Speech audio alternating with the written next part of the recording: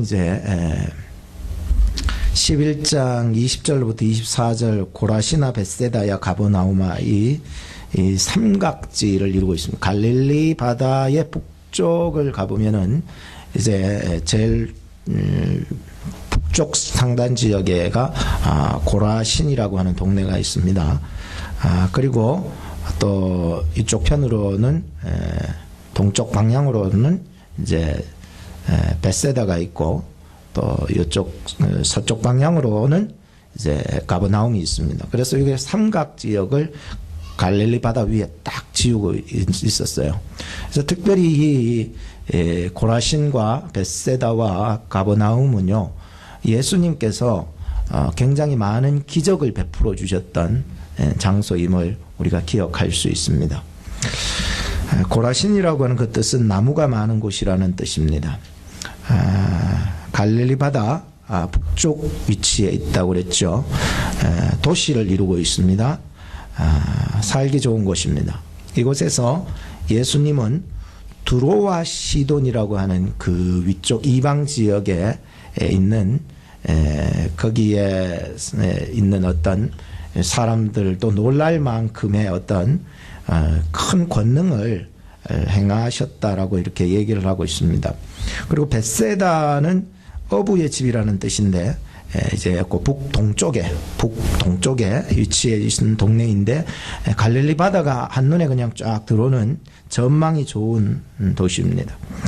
이곳에서 오병이어의 기적, 칠병이어의 기적이 이 벳세다 광야에서 일어나게 되었던 것을 생각합니다. 그곳에서 또한 소경이 눈을 뜨는 기적이 일어났던 곳입니다. 세 번째는 이제 가버나움입니다. 나움, 가버는 동네니까 나움의 동네다 이런 뜻으로서 가버나움입니다. 그래서 여기는 이제 북서쪽 방향에 딱 자리 잡고 있는데 굉장히 사람들이 많이 오가고 번화한 곳으로 알려져 있습니다. 마태 세리도 이곳에서 전도를 받았던 곳으로 알려져 있습니다. 특별히 이곳에서 예수님께서는 백부장의 하인인 그 중풍병으로 들렸던 것을 고쳐주시는 사건이 일어나고요. 또 베드로의 장모가 열병에서 고침받는 사건이 이 가버나움에서 일어납니다. 중풍병자가 이렇게 들것에 실려가지고 지붕을 뜯어가지고 내려서 이 들것에 실린 중풍병자가 고침받는 기적이 또한 이곳에서 일어나고요. 회당장 야이로의 딸과 또 가면서 헬루증 여인의 질병을 고침받은 것이 이곳입니다. 그리고 손 마른 사람과 또 앞을 보지 못하는 맹인이 고침받았다라고 할 때 이 가버나움에 일어난 사건들이었습니다. 굉장히 기적이 많이 일어났죠. 여러분 생각해 보세요. 이 고라신과 벳세다 그리고 가버나움은 삼각지대 속에서 굉장히 예수님의 기적을 굉장히 많이 보게 되었던 도시들이었습니다. 그런데 기적이 많다 해서 꼭 회개를 하느냐? 그렇지는 않습니다. 오늘 예수님의 말씀이 바로 그것입니다. 내가 너희 동네들을 돌면서 많은 기적을 보여줬지만은 회개하지 아니하는도다라고 말씀해주고 있습니다.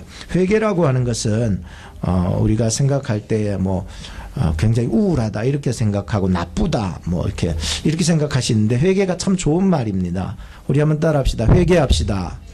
옆에 사람한테 회개합시다 그래 보세요. 굉장히 듣기 싫죠. 니나 회개해라 이래 돼버리니까 굉장히 우리가 이 개념을 박살내기 전까지는요, 회개라는 말은요 굉장히 듣기 싫은 말입니다. 회개라는 말은 굉장히 좋은 말이에요. 사실 돌아선다는 거예요. 잘못된 것에서부터 돌아선다는 말이 얼마나 좋습니까? 회개한다. 근데 회개라고 하니까 너무 이게 옛날에 죄진게 하도 많은 사람들은 바치가지고 듣기 싫어가지고 이제는 막 그 말은 막 치가 떨릴 정도로 받기 싫은데 사실 회개라는 말은 너무너무 좋은 것입니다. 우리가 하나님 앞에 돌아설 수 있다는 게 기쁨 아니겠습니까? 우리 다 회개합시다. 네, 회개한다는 말이 얼마나 좋습니까? 이게 자연스럽게 나와줘야 오늘 말씀이 들리지. 오늘 목사님이 깐다 이렇게 해보면은 오늘 제 말씀은 막 여러분들 하나도 안 들리는 것이에요. 회개라고 하는 것은 내 뜻으로 사는 인생이 이제 하나님의 뜻 앞에서 항복해서 살아가니 얼마나 편합니까? 좋다는 거예요.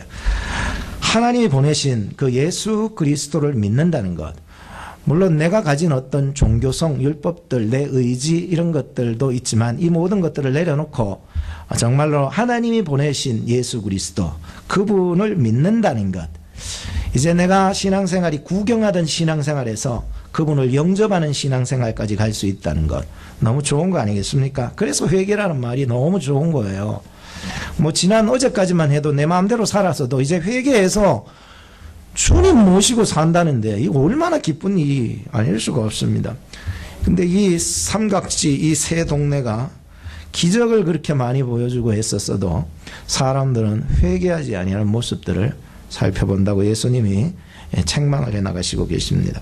여러분 요한복음 1장 10절에 보면 그가 세상에 계셨으며 세상은 그로 말미암아 지은 바 되었으되 세상이 그를 알지 못하고 자기 땅에 오매 자기 백성들이 영접지 아니하였으나 영접하는 자 곧 그 이름을 믿는 자들에게는 하나님의 자녀가 되는 권세를 주셨으니 이는 혈통으로나 육정으로나 사람의 뜻으로 나지 아니하고 오직 하나님께로서 난 자들이니라 했습니다.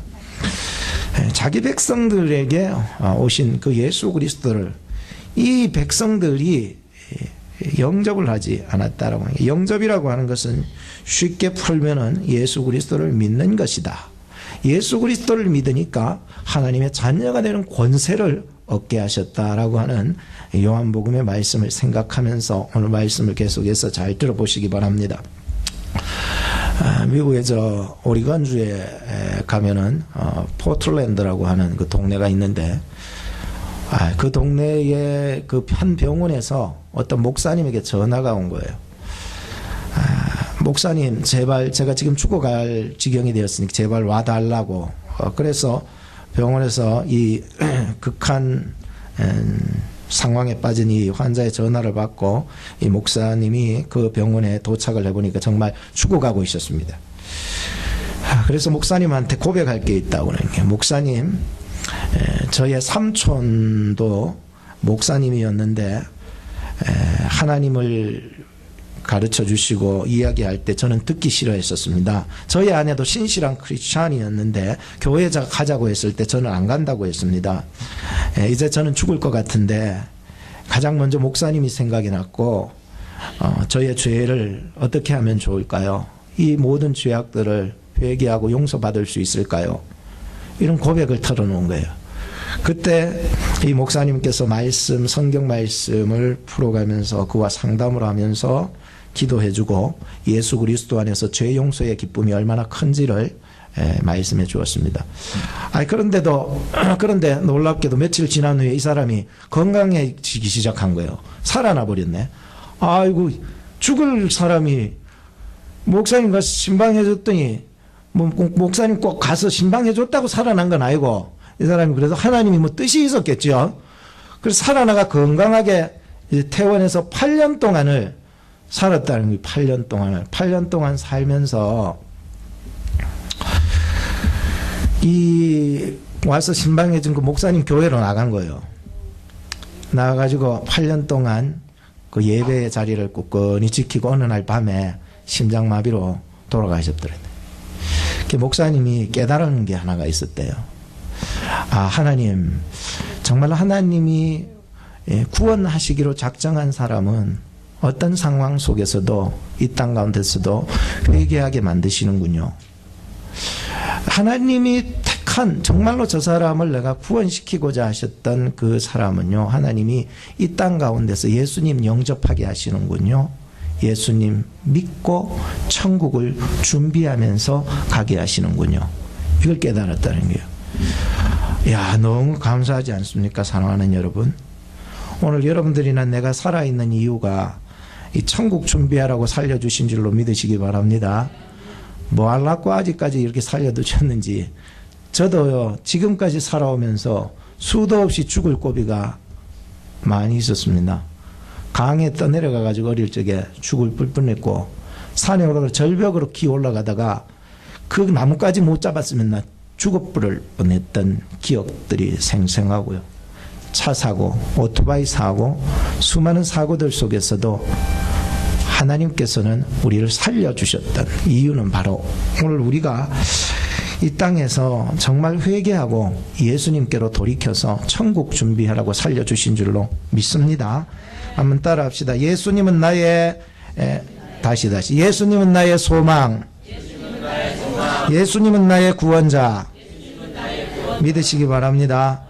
저는 삭개오라는 인물을 생각하면서 그 사람에게는 그 약점이 있었습니다.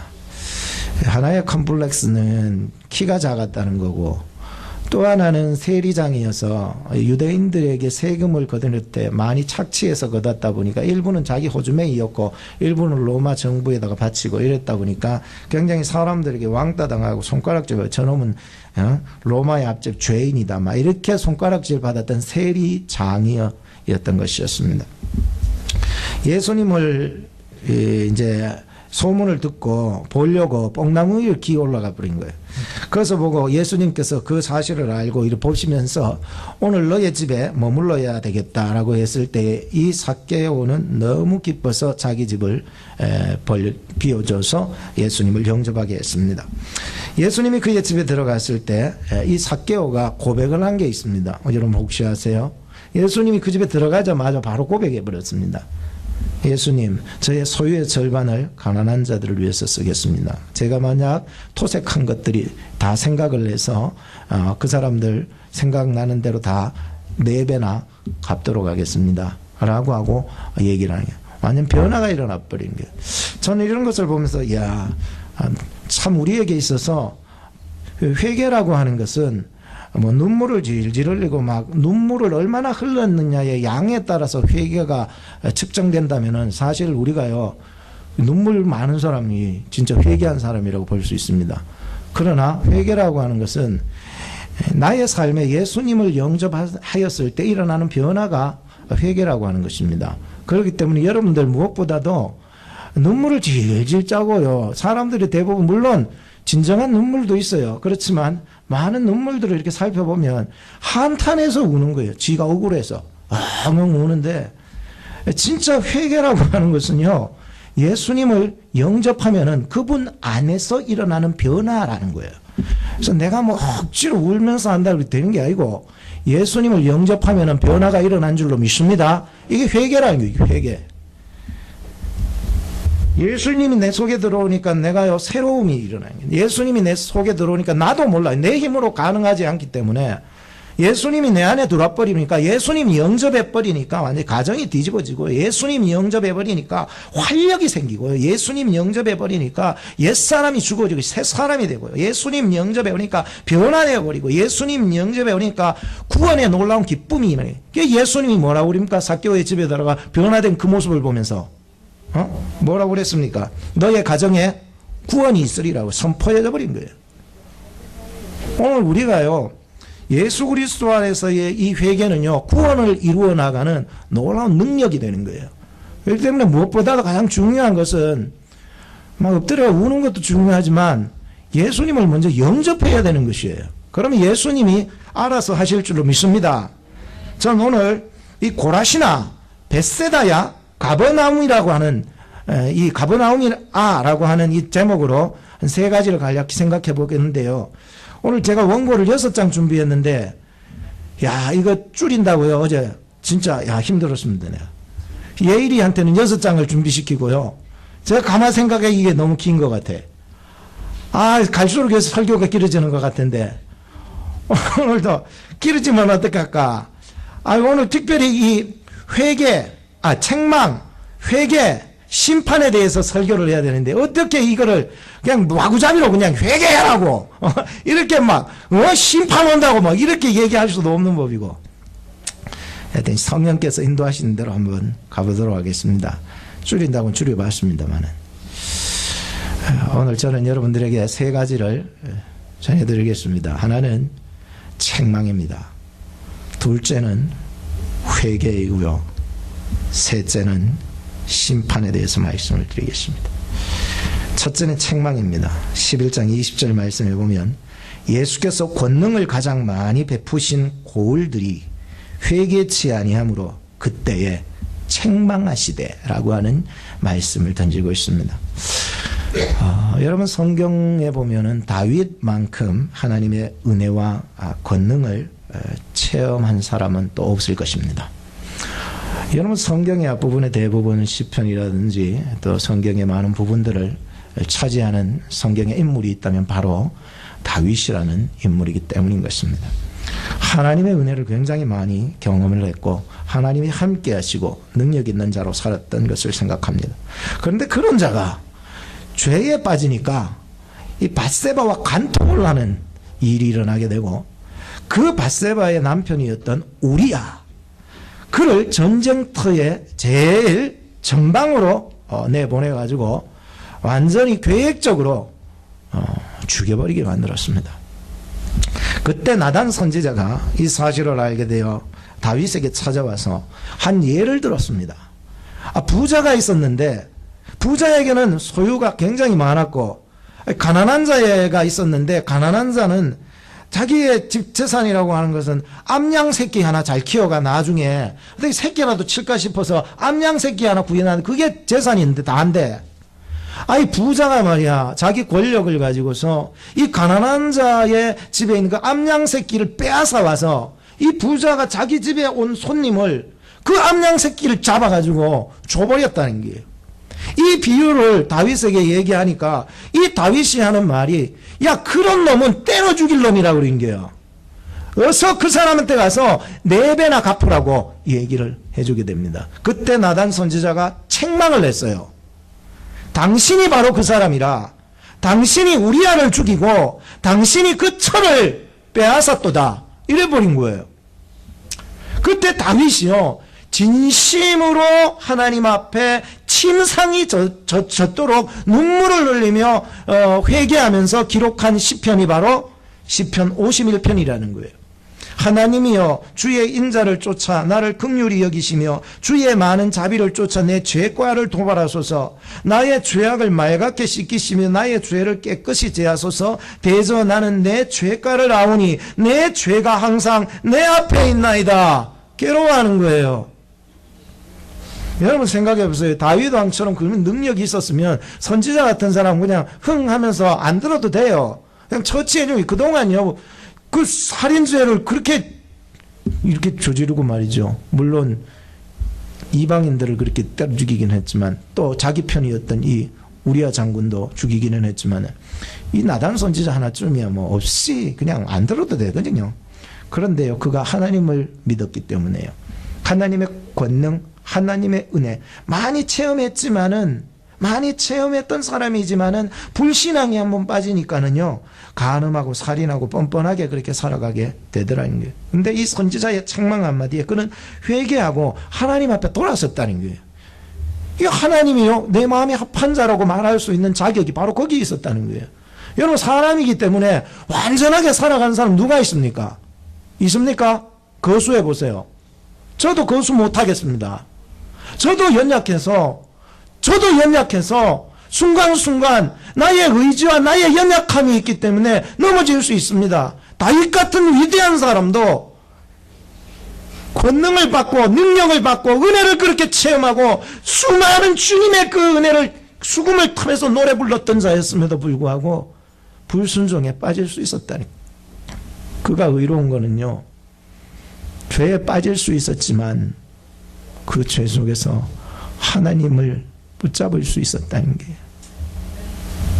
책망받을 때요 회개할 수 있을 때 그 사람이 아름다운 사람이지 죄 안 짓고 사는 사람요 너무 깔끔한 사람은요 물도요 깔끔한 물에는요 고기가 잘 없습니다.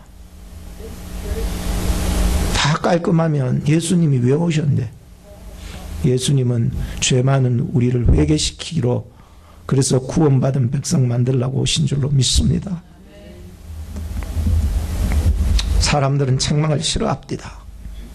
책망받으면은요 미워한다고 생각해요. 책망의 설교는요 귀에 안 들어옵니다. 그래서 저는 이 설교를 몇 번이나 보고 몇 번이나 보면서 주여 이 말씀이 책망의 설교인데 우리 성도들의 귀를 막지 않게 해주세요. 듣기 싫어서 귀를 막아버리지 않게 해주세요. 여러분, 한국의 그 감자탕 교회 조현삼 목사님의 그 책에 파이프 행복론이라고 하는 그 책에 보면 이런 글귀가 있습니다. 한번 들어보세요. 책망을 받아들이냐 받아들이지 않느냐가 때로는 행복과 불행의 갈림길이 되기도 합니다. 알코올 중독, 그건 불행이지요. 어떤 사람이 알코올 중독이 되기까지 그는 여러 차례 책망을 들었을 겁니다. 왜 사람들은 책망을 거부할까요? 책망을 미움으로, 무시로 받아들이기 때문이지요. 그러나 책망은 사랑입니다. 저는 초등학교 때 담임선생님이 저에게 내렸던 징계를 얼마 전에야, 이게 수십 년의 시간이 지나서라는 거예요. 얼마 전에야 받아들이기로 했습니다. 초등학교 6학년 때였습니다. 쉬는 시간이었습니다. 놀다가 그만 유리창을 깼습니다. 선생님이 저의 뺨을 때렸습니다. 저는 징계를 받아들이지 않았습니다. 무려 30년 동안 말입니다. 예수님을 믿고 목사가 되고도 말입니다. 그것이 저의 안에 응어리로 남아 있음을 느꼈던 것은 얼마 전이었습니다. 저는 늘 교사들의 체벌에 필요 이상으로 예민한 반응을 보이곤 했는데 드디어 그 까닭을 찾은 겁니다. 저는 30년 만에 선생님의 책망을 받아들이기로 했습니다. 돌아보니 전 늘 그 선생님을 용서해야 된다고만 생각했던 것 같습니다.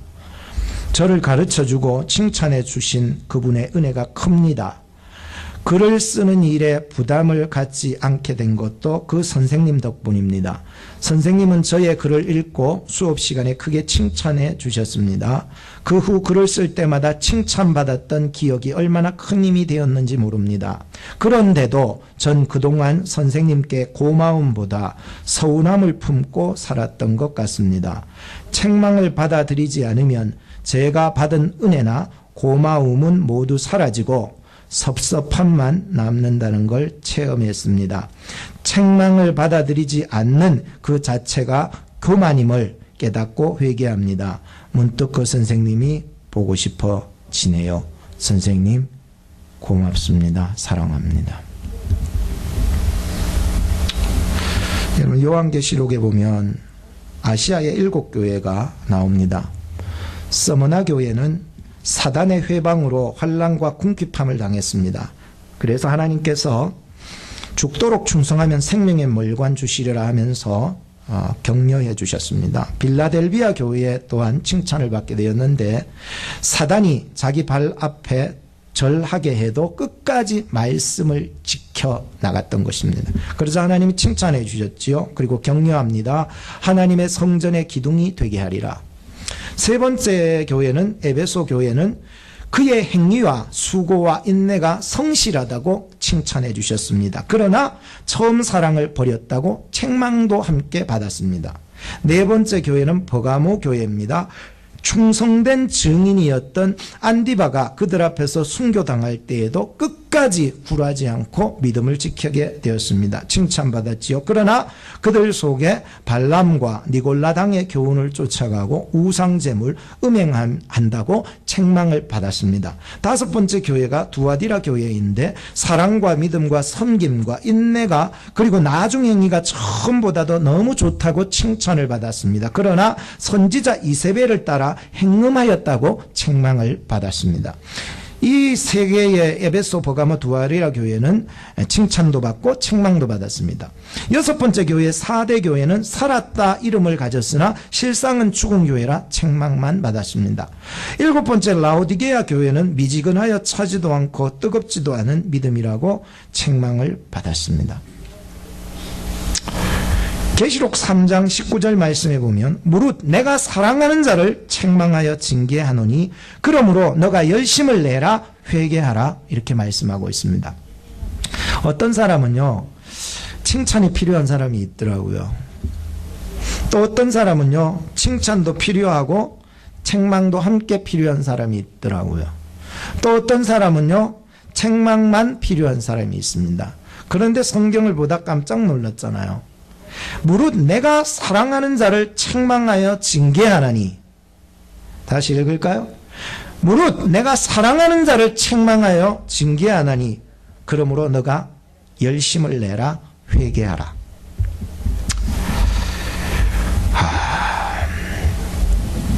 왜 예수님 나만 책망하시느냐고, 사랑이 없는 건 아니냐고, 예수님 이렇게 보면 안 돼요. 예수님의 그 책망 뒤에는요 반드시 사랑이 함께 있고 사랑하는 자를 책망한다고 하셨습니다. 사도 바울이 1년 6개월 동안 고린도에서 목회를 했습니다. 그런데 목회지가 참 힘들었던 교회입니다. 교회가 파당을 지어 싸우는 거예요. 그러니까 이 교회가 정치적으로 막 휘말려가 막 은혜 안에 거해야 되는데 은혜 밖에 있으면은요 사람이요 정치적인 거에 돼요. 네 당 내 당 네 편 내 편 가르잖아요. 가르면 절대로 안 돼요. 큰일 나요. 파당이 생겨서 어떻게 합니까? 성경에 보니까 세상 법정으로까지 그들이 이 교회 문제를 끌고 갔다는 거예요. 두 번째로 이 고린도 교회는 어떤 문제가 있었습니까? 십자가의 은혜와 성령의 인도하심에는 관심이 없었습니다. 그러다 보니까는 교회가 성령의 소욕대로 살지 않으면은 육신의 소욕대로 살 수밖에 없어요. 그렇게 살아갔던 교회가 고린도 교회입니다. 세 번째는 이 고린도 교회는 음란하고 우상숭배가 들끓고 이혼과 도덕적으로 타락이 많이 일어났다고 기록합니다. 아버지가 첩을 들이고요 아들이요 그 첩을 강간하고 이혼하고 가정이 파탄되고 음란하고 완전 요즘 말로 하면 막장 드라마가 쓰여지고 있는 것입니다. 네 번째는 예배의 질서와 부활의 교리를 헛되이 믿었다고 말씀합니다. 하나님을요 믿되 자기 고집대로만 믿다 보니까 그 속에는 인본주의, 신비주의, 자의주의가 판을 치게 되었다는 것입니다. 그래서 이 고린도 전후소가 이루어지게 된 겁니다. 눈물의 편지거든요. 또한 책망의 편지고요. 고린도후서 7장 8절에 보면 거기에 나오는 이 편지라는 말이 나오는데 거기에 나오는 편지는 분실되어서 지금 찾아볼 수 없었지만은 그 편지는 바로 책망의 편지였다는 걸 알았습니다. 이 책망의 편지를 보내면서 사도 바울이 굉장히 후회가 생겼대요. 내가 괜히 책망의 편지를 보냈네. 편지 쓰지 말걸, 얘기도 하지 말걸 이래 됐어요. 혹시 내가 보낸 이 책망의 편지 때문에 저 사람들이 더 삐뚤게 나가면 어떡할까? 갔더니 저당 파당이 심하고 막 은혜 밖에 있고 육신의 소욕대로 살아나가고 저렇게 살아가는 사람 내가 책망했다가 오히려 쟤들이 더 삐딱하게 나가면 어떡할까? 저 교회 그래도 살리려면 그냥 입 다물고 가만히 있어야 될까 생각했지만 그래서 후회를 했다는 거예요. 후회, 근심이 되고 걱정이 됐다는 거예요. 사도 바울이. 근데 놀라운 것은 사도 바울이 걱정했던 것, 근심했던 것과는 달리 그들이 그 책망을 받아들였다는 거예요. 그리고는 그 책망의 편지를 받아들이고는 회개함으로써 구원과 기쁨과 회복의 은혜를 얻게 되었다는 디도편에 알게 된 거예요. 너무 소중하지 않을 수가 없었다는 것입니다. 고린도후서 7장 8절에 보면 그러므로 내가 편지로 너희를 근심하게 한 것을 후회하였으나 지금은 후회하지 아니함은 그 편지가 너희로 잠시만 근심하게 한 줄을 알미라. 내가 지금 기뻐함은 너희로 근심하게 한 까닭이 아니요 도리어 너희가 근심함으로 회개함에 이른 까닭이라. 너희가 하나님의 뜻대로 근심하게 된 것은 우리에게 아무 해도 받지 않게 하려 함이라. 하나님의 뜻대로 하는 근심은 후회할 것이 없는 구원에 이르게 하는 회개를 이루는 것이요 세상 근심은 사망을 이루는 것이니라. 보라, 하나님의 뜻대로 한 이 근심이 너희로 얼마나 간절하게 하며 얼마나 변명하게 하며 얼마나 분하게 하며 얼마나 두렵게 하며 얼마나 사모하게 하며 얼마나 열심 있게 하며 얼마나 벌하게 하였는가. 너희가 저 일에 대하여 일절 너희 자신의 깨끗함을 나타내었느니라. 그런즉 내가 너희에게 쓴 것은 그 불의 행한 자를 위한 것도 아니요 그 불의 당한 자를 위한 것도 아니요 오직 우리를 위한 너희의 간절함이 하나님 앞에서 너희에게 나타내게 하려 함이로다. 이로 인하여 우리가 위로를 받았고 우리의 받은 위로 위에 디도의 기쁨으로 우리가 더욱 많이 기뻐함은 그의 마음이 너희 무리를 인하여 안심함을 입었음이니라. 이렇게 얘기하고 있습니다. 그럼 어떨 때는 보면은요, 교회를 생활을 하면서 정말 내 고집을 내려놔야 될 때가 없잖아 있습니다. 그럴 적에 오늘 책망 같은 하나님의 말씀이 우리에게 다가온다 할지라도 그것을 수용할 수 있는 마음을 가질 때에 이것은 나로 하여금 굉장히 많은 것을 깨닫게 하는 거예요. 그러나 그 뒤에 나로 하여금 하나님이 나를 구원케 하시는 놀라운 구원의 놀라운 은혜를 더하여 주신다는 것을 알게 한 것입니다. 여러분, 고린도전서 1장 18절 말씀에 보면 십자가의 도가 멸망하는 자들에게는 미련한 것이요 구원을 얻는 우리에게는 하나님의 능력이라고 말했던 것을 보게 됩니다. 멸망을 받을 자에게는요, 십자가의 도는 결코 미련해 보일 수밖에 없습니다. 그런 방법으로 말라고 십자가에 못 박혀주고 딴 방법도 있는데, 그죠? 이게 내 생각이잖아요. 그러나 구원받을 자에게는요, 예수 그리스도의 도는 하나님의 능력이 된다라고 하는 것입니다. 두 번째로 우리가 생각해 봐야 할 것은 회개입니다. 우리 21절과 22절을 같이 한번 읽어보도록 합시다. 21절과 22절. 자, 시작. 화가 있을진저 고라시나 화가 있을진저 벳세다야, 너희에게서 행한 모든 권능을 두로와 시돈에서 행하였다면 저희가 벌써 베옷을 입고 제에 앉아 회개하였으리라. 내가 너희에게 이르나니 심판날에 두로와 시돈이 너희보다 견디기 쉬우리라. 됐습니다. 거기까지 보시고, 예수님께서 원하시는 것은요, 고라신과 벳세다, 그리고 오늘 읽지는 않았지만 23절에 보면 가버나움에 사는 그 유대인들이 회개하고 하나님께로 돌아서는 것을 원했던 것이었습니다. 그들이 정말 멸망당하기를 원해서 예수님이 이렇게 심한 말씀을 하셨을까? 완전 저주 같은 말이 아닐 수가 없잖아요. 화 있을진저 이 고라시나, 이 화 있을진저 이 벳세다야, 너희에게 일어나니 심판날에 두로와 시돈, 이방나라죠. 두로와 시돈이 너희보다 견디기 쉬우니라. 이거는요, 거의 뭐 예수님 그 저주와도 같은 이러한 얘기를 던져버린 거예요. 야, 참. 망하는 자들에게는요, 이 말씀이요, 저주처럼 들려도요, 믿는 자 안에서는요, 이 말씀은요, 구원의 빙거가 되었다는 거예요. 정말 주님이 책망하시고 회개하라고, 너 이 자식아 이렇게 믿을 바에야 나가 뿌려라. 이것이요, 그 사람을 나가라는 얘기는 아닐 것입니다. 정말로 하나님의 백성이 다시 돌아와야 되는데 필요한 게 뭐냐? 귀 있는 자는 들을지어다는 거예요. 그래서 멸망받을 자에게는요, 십자가의 도가 미련해 보일 수밖에 없어요. 예수님의 말씀이요, 멸망받을 자들에게는요, 절대로 안 들어옵니다. 그런데 구원 얻을 우리에게는 그 말씀이 우리로 하여금 회개시켜서 구원의 빙거가 된다는 거예요. 그래서 우리는 귀를 잘 열어서 들어야 돼요. 마태복음 15장 26절에 보면은요, 가나안 여인이 자기 딸 문제 때문에, 이방인 여인 아닙니까? 가나안 여인. 딸 문제 때문에 와가지고는 예수님, 내 딸 좀 고쳐주실 수 없습니다 하니까 예수님이 대답하여 가라사대, 잔여의 떡을 취하여 개들에게 던짐이 마땅치 않다. 이게 무슨 말인 줄 아십니까? 내가 유대인들을 위해서 왔는데 너 같은 이방인들에게 줄 말씀이 어디 있느냐는 거예요. 그런 은혜와 그런 게 없다는 거예요. 왜냐하면 예수님이 그동안 기적을 베푸르셨을 때 고라신, 벳세다, 가버나움 어디입니까? 유대인 지역 아닙니까? 유대인들이 가서 복음을 전하고 그의 기적과 표적은 곧 그가 앞으로 이루어나갈 구원의 표적들이잖아요. 내가 너 같은 이방인, 가나안 여자 이방인에게 내가 베풀 수 있는 은혜가 없다라고 했는데 잘 들은 거요. 잘 들어야 그게 은혜가 되더란 말이에요. 여자가 가로되 주여 올소이다마는 개들도 제 주인의 상에서 떨어지는 부스러기를 먹나이다 이래버린 거예요. 놀랍지 않아요?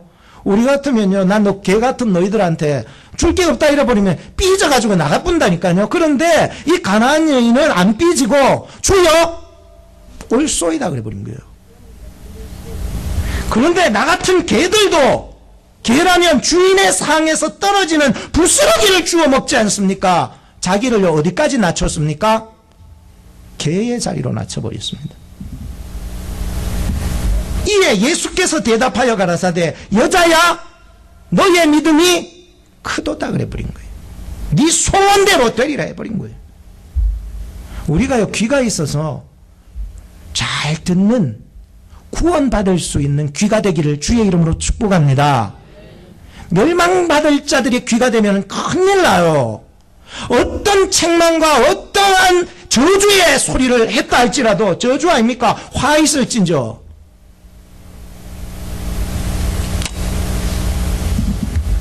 그런데 귀가 있으니까 들리는 거예요. 왜? 구원받을 자들에게는요 예수님의 한마디 한마디가 구원의 빙거가 돼버린 거예요. 여러분 성경에 보면 회개하면은요 탕자의 회개가 가장 대표적인 예로 들 수 있습니다. 이 탕자가 무슨 바람이 났는지 아버지의 품을 떠나서 세상으로 나가 살려고 생각했습니다. 그리고 자신에게 돌아올 분깃을 아버지에게 달라고 해서 얻어가지고 세상으로 와서 허랑방탕 탕진합니다. 세상 친구 멀어지고 혼자 살아갈 길 막막해졌습니다. 이젠 돈이 없으니까요.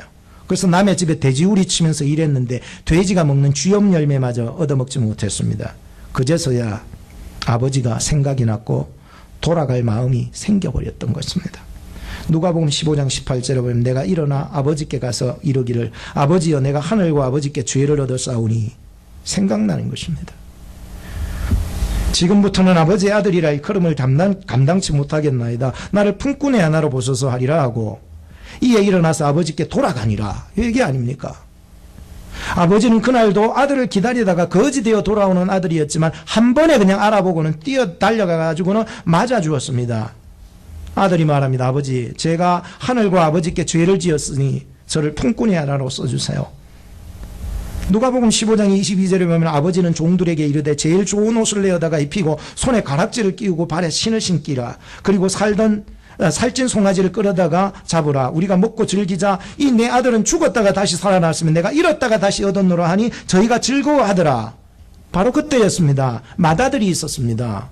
탕자는 둘째고 맏아들이 밭에서 일을 마치고 돌아와 보니까 동생이 와 있었다고 막 잔치가 열렸습니다. 놀랐습니다. 맏아들이 화가 나서 집에 들어가지를 않았대요. 문 밖에 서 있었대요 그냥. 그러자 아버지가 밖으로 나와서 말합니다. 동생이 왔으니 함께 즐거워하자꾸나. 그때 이 맏아들이 한 얘기가 있습니다. 아버지 날 위해서는 염소 새끼 한 마리 잡아준 적 없디. 저렇게 돈 다 들고 나가 탕진에 부박했던 저 동생 저놈을 나에게는 염소 새끼 한 마리 안 잡으면 저놈을 위해서는 어떻게 귀한 양을 잡아가지고 저놈을 위해서 주고 살찐 송아지를 잡아가지고 줄 수 있습니까? 이럴 수 있습니까? 억울한 거예요. 누가복음 15장 31절에 보면 아버지가 이르되 예 너는 항상 나와 함께 있으니 내 것이 다 너의 것이로되 이 너의 동생은 죽었다가 살았으며 내가 잃었다가 얻었기로 우리가 즐거워하고 기뻐하는 것이 마땅하니라 했습니다. 여러분들 회개라고 하는 것은 탕자의 회개만을 보면은 성경을 깊이 보지 못한 것입니다. 회개는 두 가지가 있었습니다. 표면적으로는 작은 아들의 회개였습니다. 이 아들은요 빈털터리가 되었을 때에서야 비로소 자기의 모습을 아버지와 하나님 안에서 발견을 하고 돌아왔던 회개였습니다. 그런데 큰아들의 회개가 있습니다. 집안에 아버지와 함께 늘 있었으면서도 아버지와 함께 즐거워하지 못하여서 아버지와 마음이 멀어져 있는 상태. 여기서부터 아버지가 밖으로 나가서 너 나와 함께 늘 있었지 않니? 나와 함께 즐거워해 줄 수 없겠니? 하면서 초청하는 얘기 속에서의 회개라는 거예요. 이 둘째 아들이 회개하고 아버지의 말씀을 듣고 따랐는지 안 따랐는지는 성경에 기록이 없습니다. 그렇지만 오늘 우리는 본문을 대하면서 아하, 여기에 나오는 이 큰아들은 바로 유대인들을 향한 예수님의 말씀이었구나라고 하는 것을 깨달았습니다. 이 유대인들은 아브라함으로부터 이삭, 야곱, 모세를 경험하면서 하나님의 그 능력을 엄청나게 경험했던 그 민족의 사람들이었습니다. 그리고 드디어는 70년의 포로 생활을 마치고 다시 돌아와서 예수 그리스도 안에서 놀라운 기적을 또한 경험해 나가고 있는 자들이었습니다. 그럼에도 불구하고 이 삼각 지역에 있었던 백성들은요, 예수님을 영접하지는 않고 있었던 것이었습니다.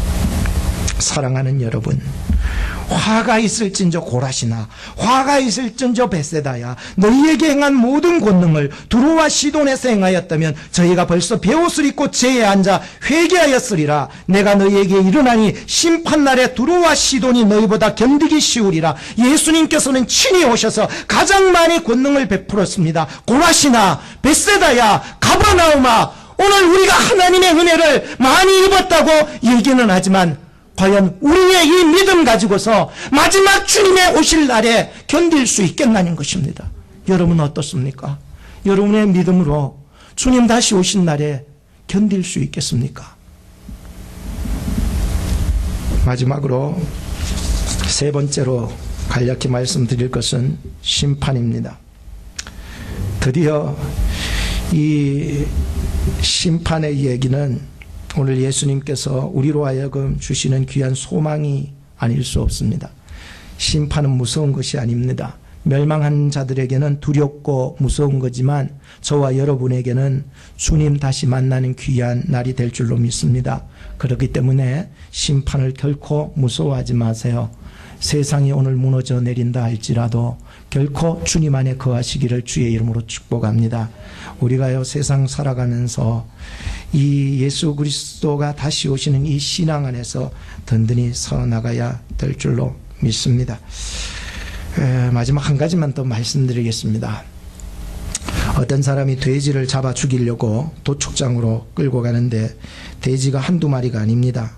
여러 마리들을 끌고 가는데 마치 옆에서 지켜보던 사람이 어떻게 저렇게 많은 돼지들을 손쉽게 끌고 갈 수 있을까?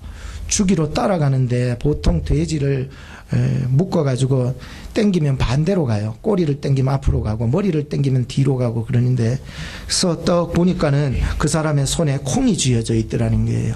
콩을 돼지들 앞에서 하나 둘씩 던져주니까는 자기는 뭣도 모르고 그 콩주 먹는다고 자기가 죽어가는 줄도 모르고 그게 토살장으로 다 들어가더라는 것입니다. 세상 사람 살면서 오늘 우리 앞에 놓여진 콩들이 얼마나 많습니까? 마약, 음란, 도박, 타락, 우상, 죄악, 유혹, 욕심, 교만, 이 콩알들이 너무 많은 거예요. 세상에 콩알 주워 먹다가요, 마지막 심판하면서 우리는 아무 믿음의 준비도 없이 살아나가다가는 그냥 지옥 형벌 면할 길이 없는 것입니다. 오늘 이 땅에 오셔서 우리를 구원하시기 위하여 십자가에 죽으신 주님은 우리를 구원하시기 위해서 천국 우리를 보내시기 위해서 오신 주님이셨습니다. 그러나 다시 오실 우리 주님은 심판의 주님으로 오실 것입니다. 여러분 예수 그리스도를 믿으십니까? 그는 구원자셨습니다. 그는 우리의 주인이셨습니다. 우리의 이 믿음이 마지막 심판날에 타지 아니하는 그러한 견딜 수 있는 성도들로 남기를 주의 이름으로 축복합니다. 기도하겠습니다. 하나님 감사합니다. 이 소중한 말씀이 오늘 나로 하여금 예수님을 더 믿어야 되겠다는 마음이 일어날 수 있게 하여 주옵소서. 책망, 회개, 심판이 우리에게 무서운 것이 아니라 구원 얻은 우리에게는 주님 다시 만나는 귀한 날이 되게 하옵소서. 주여, 주님의 책망이, 주님의 심판이, 주님의 회개가 나로 하여금 구원의 빈거가 되게 하여 주셔서 감사합니다. 예수님의 이름으로 기도하옵나이다. 아멘.